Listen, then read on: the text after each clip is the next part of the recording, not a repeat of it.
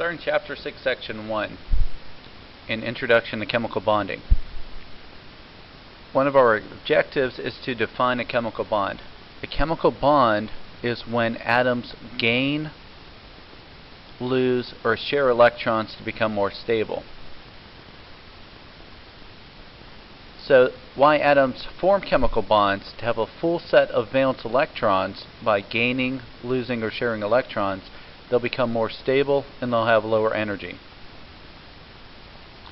The two main types that we're going to describe are ionic and covalent bonding. The third one, a minor one, will be metallic. As we go through the chapter, kind of like where there's black and white, white and red, there's gray areas. You may have pink. So most chemical bonding is neither purely ionic nor purely covalent. So what we want to do in this first section, we want to classify bond type according to electronegativity difference. Electronegativity, we saw in Chapter 5, was the ability to attract electrons. So if you take a look in your book, in Chapter 6, Section 1, if we pair up elements, don't worry about everything on the previous slide, but you'll find two elements, identify them on the periodic table.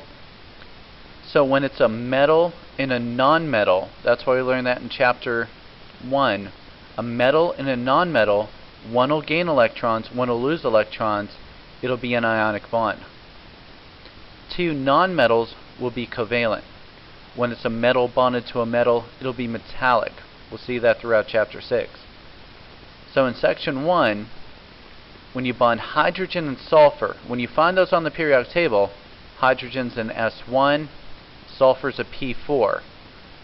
We have something on the left side of the table, something on the right side of the table. We're not going to worry about this word polar right now, but because we have two nonmetals, it's going to share electrons, it'll be covalent. Because they're far apart, we'll see later on, it'll be polar covalent, because we have two different nonmetals. Cesium and sulfur. Cesium is an S metal, sulfur is a nonmetal. So a metal and a nonmetal, it'll have an ionic bond. Chlorine and chlorine. Chlorine and chlorine, this is cut off a little bit, but we have the same nonmetal. The same nonmetal we're going to find, this should say nonpolar covalent. So the types of bonding, when you have a metal and a nonmetal, it'll be ionic. A nonmetal with another nonmetal, it's going to be covalent. You don't have to do the math of the electronegativity difference on the test. So you just can ignore that when you're doing the section review.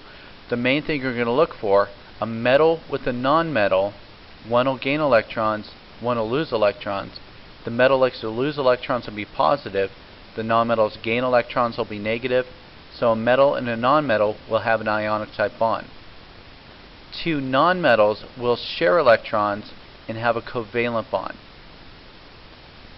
Then if you have two metals, it'll form a metallic bond.